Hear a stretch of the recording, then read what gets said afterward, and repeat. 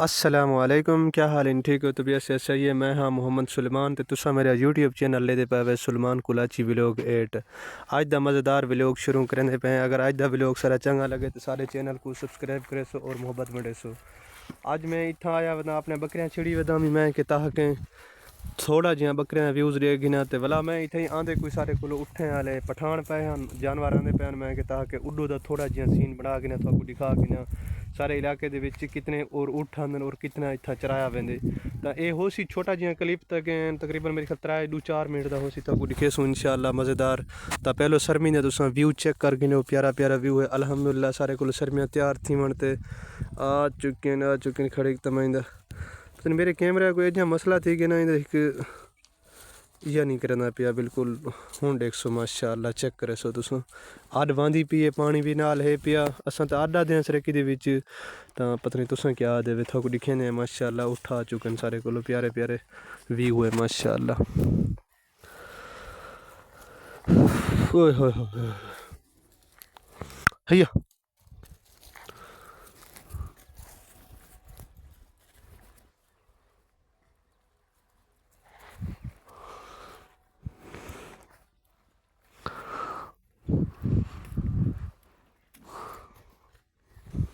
हैया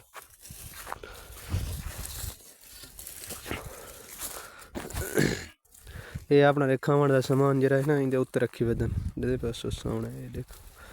ये जरा हम चाह शाह पीन रोटी शोटी खांदन ये सारा उत्ते रखी वदन अपना ताकि इन्हें भूख शुक लगे ना तो उनकी वजह को पीछे समान है उत्ते होंदा प्यारा नहीं तो सारा चेक करे सो माशाअल्लाह। ये छोटा जिहा पठान वेंदा पे कट्ठे ये क्योंकि सर्दी सर्दी लगे ना तो उनकी वजह को पीछे कपड़ा शपड़ा बदन वो थोड़े माशे क्या हाल है माशाअल्लाह। चेक करे सो उठा दी कतार क्योंकि सारे इलाके तो बहुत ज़्यादा ही कम थी पहले तो बहुत ज़्यादा काफ़ी सारे हान पाए लेकिन इतना बहुत ज़्यादा कम थी उनकी वजह क्या है लोग कहते चरान सारे को ख़त्म थी चुकी है हूँ रस्ते नाल वेंदे पैन तो मेरे ख्याल दे विच बस बड़ी दूर ते वन चरे सन क्योंकि सारे इलाके दे विच इतने सारे हान कि खुद मेरे वाले सेब ने रखे हैं असा डू डू रखते आसे उठ क्योंकि इतने हान जो सोच बंदे काम न करें डाचा उठ जानवर रखें दे आसे उनकी वजह क्या है चरान दा सारा कुछ हूँ तो घर दे नाल सारी आबादियां इन बोर लग गए टप्पे टप्पे दे विच तो उनकी वजह को चरांद ख़त्म हो चुकी है क्योंकि हाँ ये लोग विशो दे खाना बदोश इन पीछे बस कितना क्या वाले कितना पीछे क्योंकि ये भी अपना रोज़गार जो बनाने ना बच्चे का रोज़गार करने तो उनकी वजह को पीछे बस दर दर दे उत्ते फिर टुर के चलो रोज़गार गिनन। तो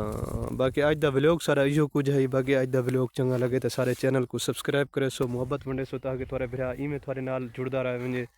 मेरी हूँ पूरी कोशिश है इंशाल्लाह मैं अपने यूट्यूब को मेहनत करा अपने यूट्यूब को पावा तो इंशाल्लाह मेरे को जरा जरा रोज़ रूटीन थी सी रहे तो मैं अपलोड करेंदा रहे वैसा क्योंकि एक बिरा थोड़े को थोड़ी जी कम है एक बई है थोड़ी जी महसूस थी नहीं पी उनकी वजह क्या है सारे को नेटवर्क थोड़ा काम होंगे उनकी वजह को वीडियो अपलोड नहीं थी आँदी